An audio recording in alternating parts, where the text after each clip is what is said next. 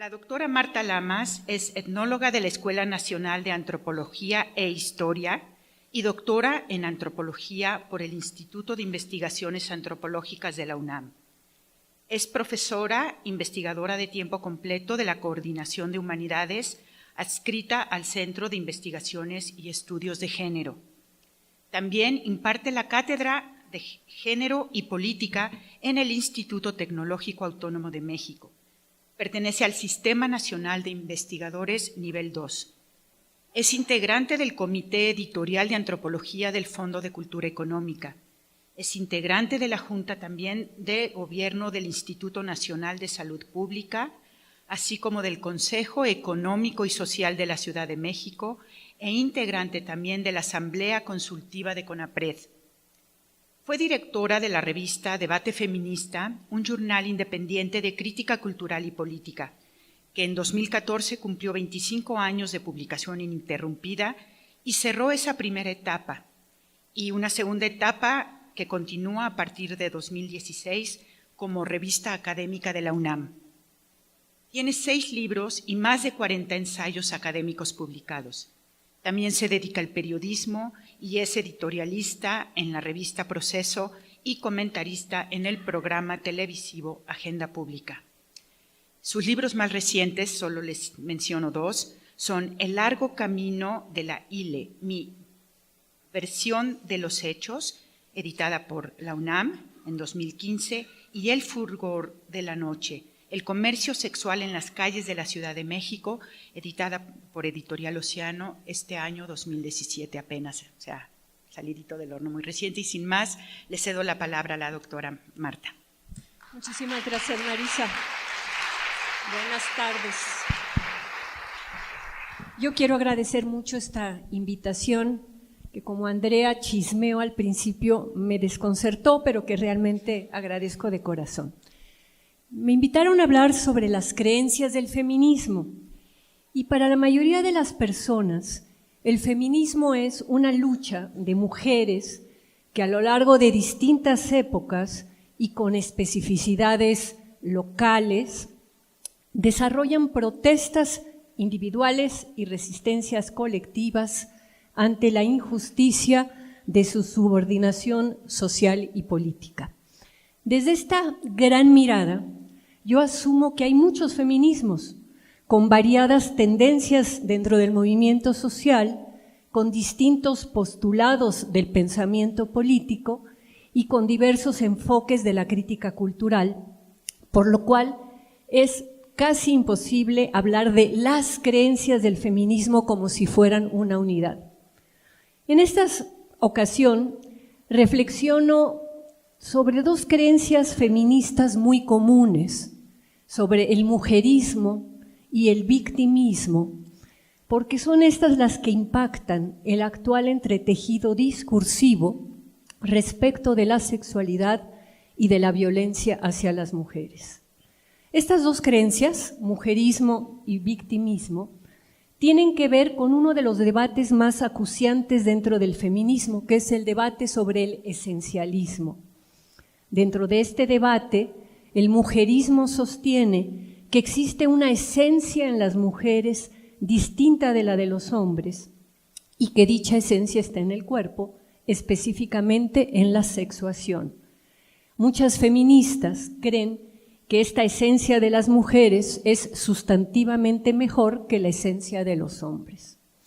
Pero una cosa es saber que existe una sexuación diferenciada y otra muy distinta es creer que hay sentimientos o capacidades derivadas de tal diferencia biológica.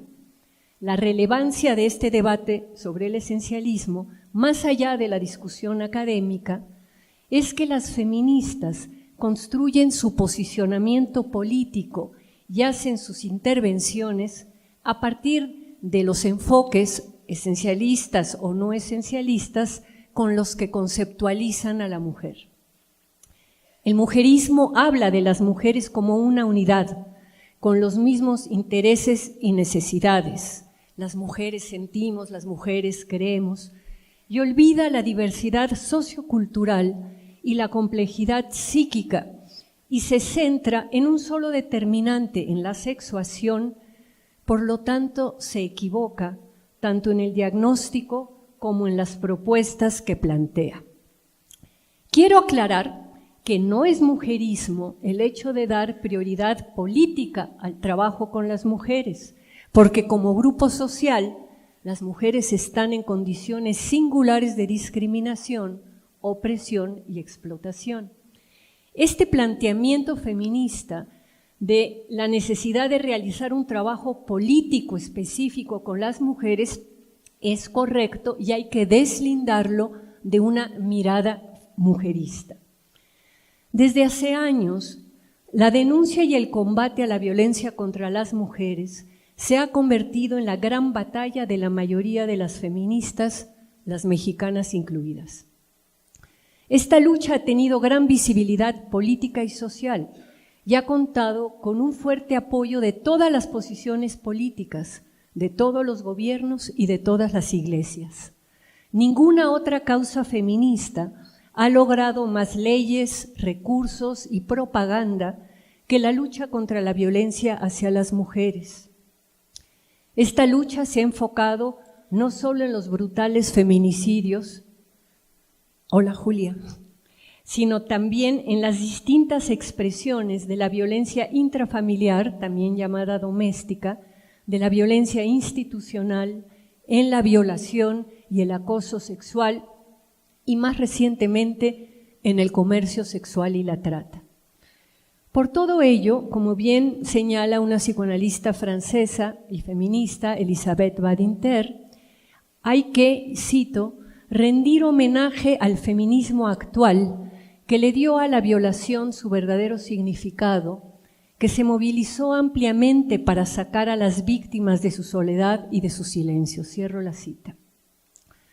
También hay que alabar a las feministas que investigan asesinatos de mujeres, se arriesgan a denunciarlos y así logran que se reconozca el feminicidio como una trágica y espeluznante realidad social.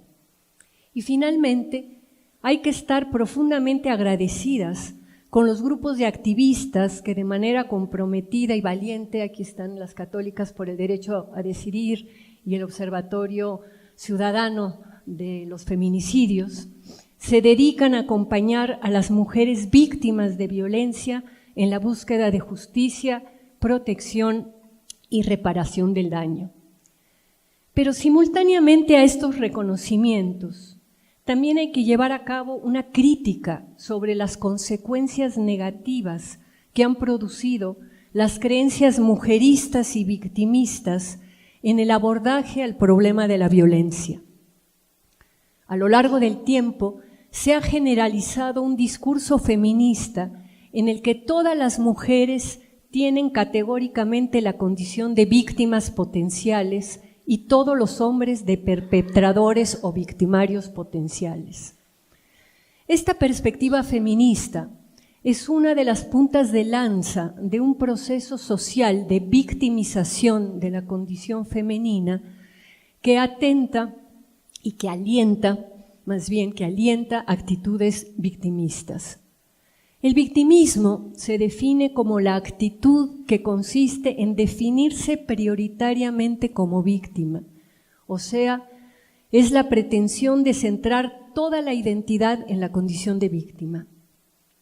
El victimismo instala una actitud acrítica hacia la víctima y pervierte una exigencia legítima de reparación al persistir todo el tiempo en el lamento y la exigencia.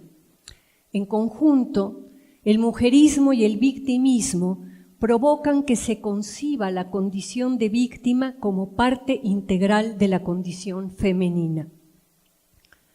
Sin duda hay muchas mujeres que son víctimas y sin duda hay riesgos que mayoritariamente afrontan las mujeres. Pero también es cierto que hay mujeres victimarias y hay hombres víctimas, aunque el discurso social sobre la victimización femenina dificulte visualizar el panorama completo. Al principio señalé que hay muchos feminismos con variadas tendencias políticas y con distintas perspectivas teóricas. Más allá de esas diferencias, hay un tema que ha enfrentado a las diversas posturas feministas en una dura confrontación: la sexualidad. No obstante, la libertad sexual de las mujeres fue una reivindicación sustantiva de la segunda ola feminista desde finales de la década de los 60 y principios de los 70, muy pronto agudas discrepancias abrieron una brecha dentro del movimiento. No hay que olvidar, además, que las posturas de amplios sectores de la sociedad sobre la sexualidad femenina estaban y siguen estando atravesadas por una doxa de raigambre religiosa que tiñe con arcaicas valoraciones culturales la conceptualización del intercambio sexual. Con el término de doxa se designa ese conjunto de creencias en un universo social determinado que hace creer en la naturalidad y la legitimidad de un orden social establecido. La doxa se expresa entre nosotros en México en una doble moral que condensa las concepciones sociales en torno a lo que significa ser hombre o ser mujer y que en especial valora de manera diferenciada su actividad sexual. Nuestra doble moral es clara: lo que se vale para los hombres no se vale para las mujeres. En México, como en las otras sociedades judeocristianas, el ideal cultural de la feminidad consiste en una conducta sexual que se considera virtuosa: castidad, fidelidad y recato.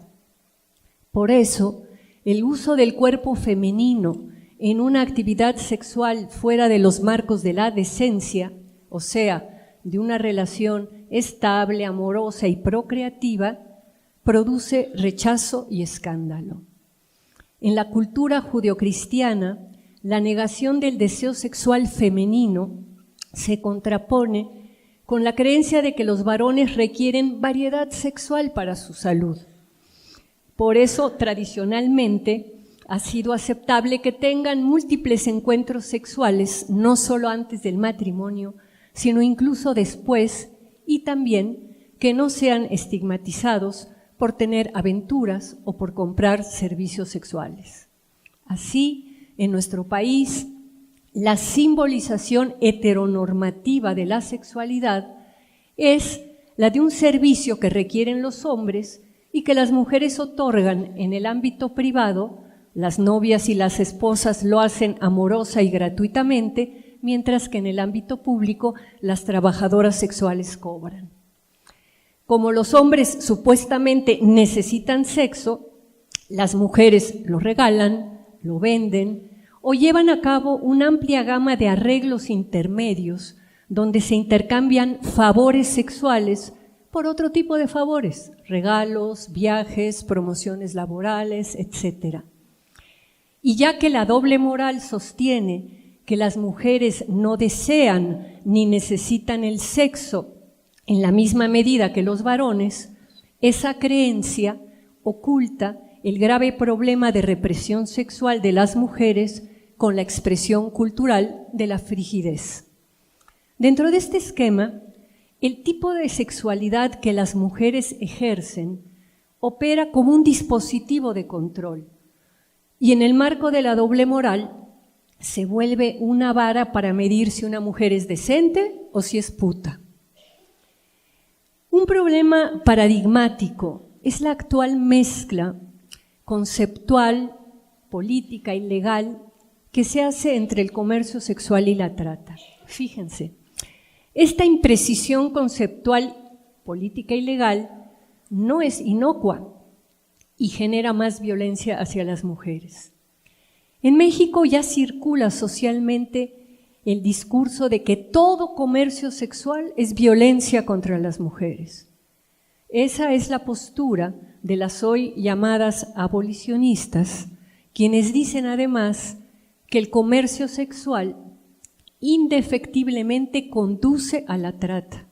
Indefectiblemente todas las mujeres que están en el comercio sexual sufren y son víctimas.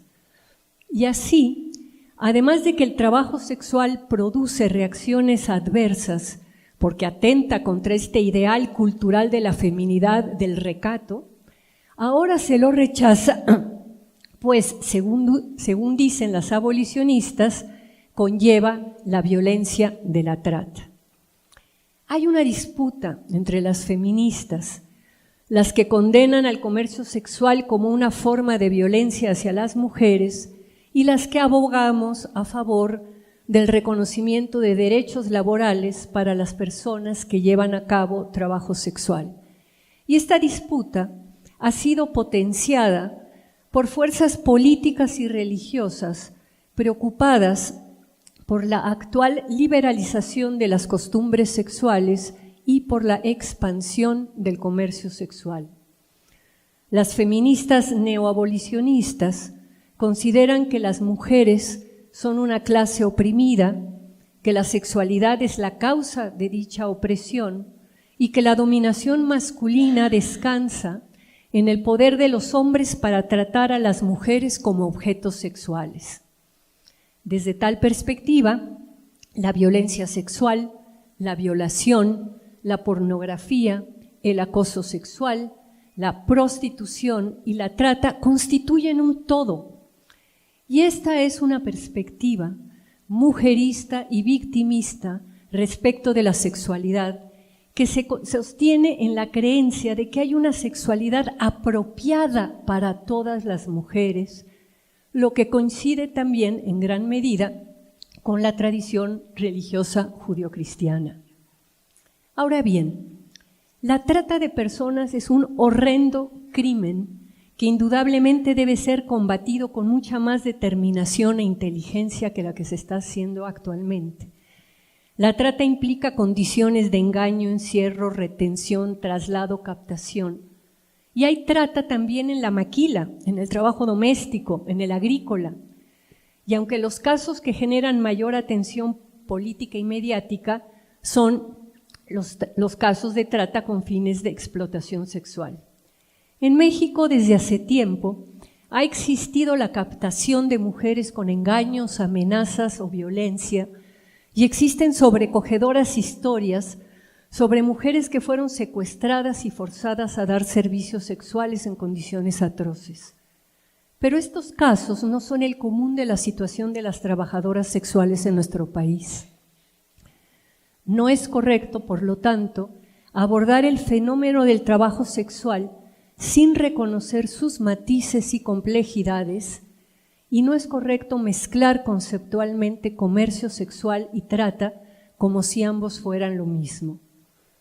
Para muchas feministas y para muchas mujeres resulta inconcebible que una mujer pueda voluntariamente elegir el trabajo sexual porque lo consideran degradante, asqueroso o violento.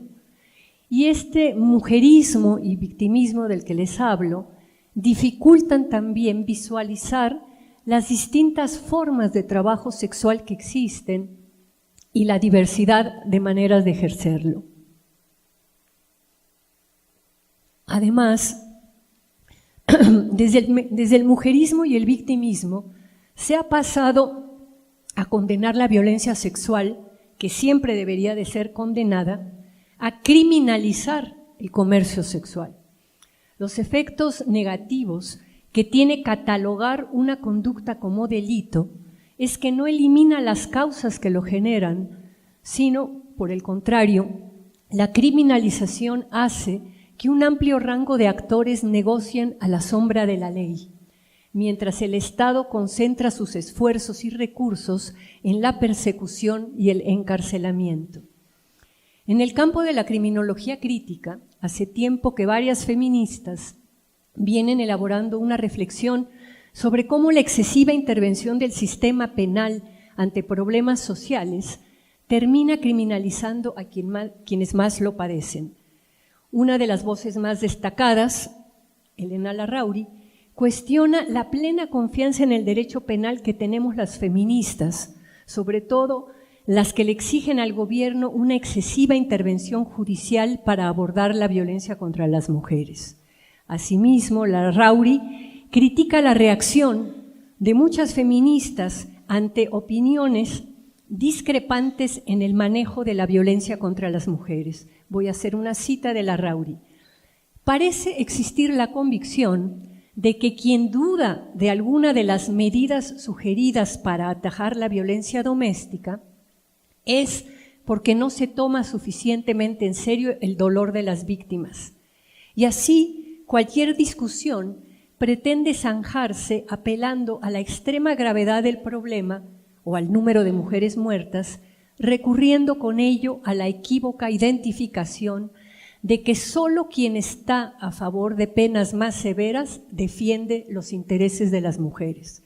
A veces no son las penas más severas las que defienden los intereses de las mujeres. Exigir penas más severas implica reorientar los objetivos políticos del feminismo hacia endurecer la política, lo cual coincide con pautas punitivas más generales en la dinámica neoliberal. Esto ha provocado un fortalecimiento del esquema patriarcal con una perspectiva que visualiza a todas las mujeres como víctimas que deben ser protegidas y en la que instituciones del Estado, como la policía, aparecen como aliados y salvadores de las mujeres. Justo esta política neoliberal punitiva es lo que Loïc Wacquant denomina una remasculinización del Estado.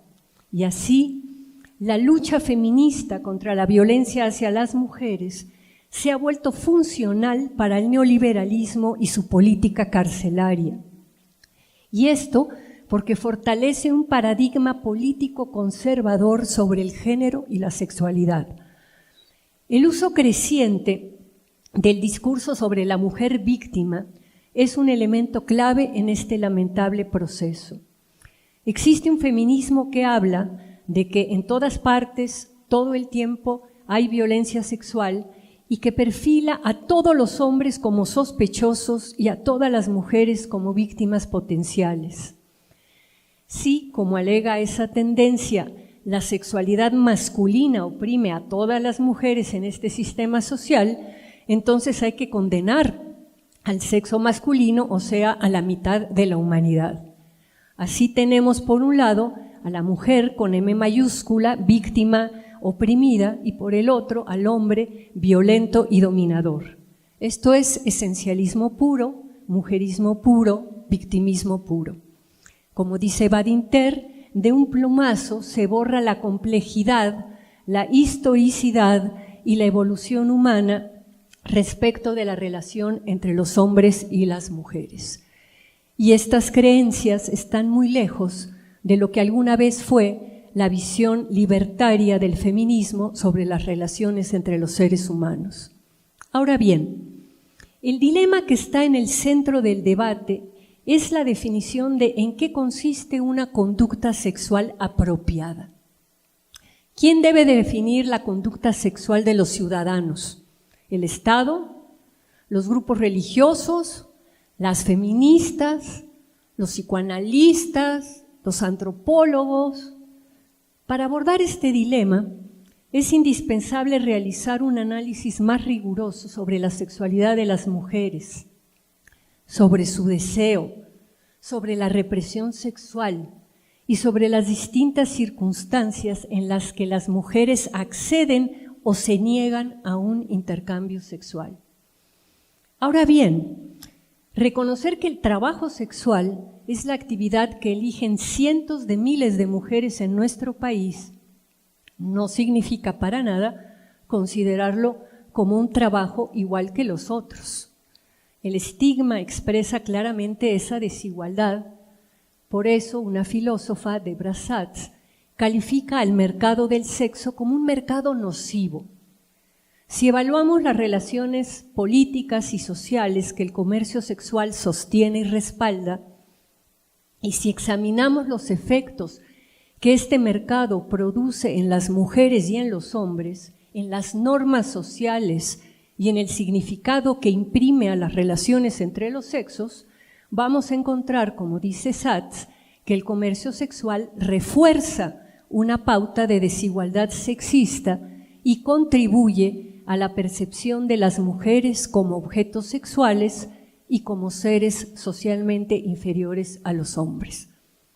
Sin embargo, esta misma filósofa dice que aunque los mercados nocivos tienen efectos importantes en quienes somos y en el tipo de sociedad que desarrollamos, prohibirlos no es siempre la mejor respuesta. Al contrario, si no se resuelven las circunstancias socioeconómicas que llevan al comercio sexual, prohibirlo o intentar erradicarlo hundiría o marginaría aún más a quienes se dedican a vender servicios sexuales. En ese sentido, coincido con la reflexión que hace Martha Nussbaum, en que no nos debería preocupar el hecho de que una mujer con varias opciones laborales, una profesionista, alguien que tenga una carrera, que tenga un trabajo, elija el trabajo sexual. Es la ausencia de opciones para las mujeres pobres lo que convierte al trabajo sexual en la única alternativa posible, y eso es lo verdaderamente preocupante. Lo grave es que para las mujeres de escasos recursos no haya trabajos con una remuneración equivalente a la que obtienen con el comercio sexual. Y frente a dicha problemática, a Nussbaum le preocupa, y a mí también, que la perspectiva de las abolicionistas esté demasiado alejada de la realidad de las condiciones laborales, como si se pudiera olvidar el contexto donde las mujeres pobres recurren al trabajo sexual. Por eso Nussbaum, y coincido con ella, considera que la legalización del trabajo sexual mejora las condiciones de aquellas mujeres que, para empezar, tienen muy pocas opciones, y Nussbaum plantea que el objetivo debería ser promover la expansión en las posibilidades laborales a través de la educación, la capacitación en habilidades y la creación de empleos. Al igual que en cualquier otro empleo, oficio o profesión, del trabajo sexual se extrae plusvalía, solo que la explotación de una actividad de servicios que se encuentra al margen de la regulación laboral se da sin derechos laborales. El término explotación, la trata con fines de explotación sexual o la explotación sexual, tiene una connotación más negativa cuando va la palabra sexual, aunque en muchos casos sea menor la extracción de plusvalía en las trabajadoras sexuales o más la ganancia que ellas tienen. Hay otros trabajos en donde esta extracción es muchísimo mayor, pero no son vistos con este escándalo porque no va la palabra sexual. Al entrevistar a una trabajadora sexual de la Merced, hablando de la explotación, me dijo, ¿explotada? Sí, cuando yo trabajaba 8 horas al día limpiando oficinas con el salario mínimo de 70 pesos, el del año pasado, el de este año son 80 pesos, aquí en unas horas me hago 500 pesos. Ganar 500 pesos al día o 80 pesos al día, ¿quién está más explotada? ¿La que limpia oficinas o la trabajadora sexual? Es notorio y lamentable que el término explotación sexual produzca reacciones encendidas, pero que la explotación económica concreta y a menudo más aguda de las obreras, de las empleadas del hogar, de las afanadoras, de las maquiladoras, de las barrenderas, etcétera, etcétera, etcétera, no genere la misma preocupación e interés. Mientras que en la agenda feminista la explotación de las trabajadoras sexuales ocupa un lugar predominante, en ella apenas se esboza la explotación laboral de otras trabajadoras. Las trabajadoras sexuales están en el comercio sexual porque ahí ganan mucho más que en otro lugar. Y muchas de ellas lo hacen para mantener una familia o para pagar un tratamiento médico especializado. Por eso a mí me espanta el discurso de quienes quieren abolir el comercio sexual y privar a miles de personas de una fuente de trabajo cuyo ingreso no les sería posible conseguir de otra manera. Ese es, creo yo, el gran quid del comercio sexual. Piensen, ¿por qué el trabajo sexual es el trabajo mejor pagado que pueden conseguir muchas mujeres? Y aunque a muchas trabajadoras sexuales les gustaría ganar lo mismo en otro tipo de trabajo, nadie les va a ofrecer ese ingreso. El capitalismo es cruel. No le ofrece un salario base a cualquier persona por solo el hecho de necesitarlo. Nadie beca a los seres humanos por existir. Por ello todo el mundo debe trabajar.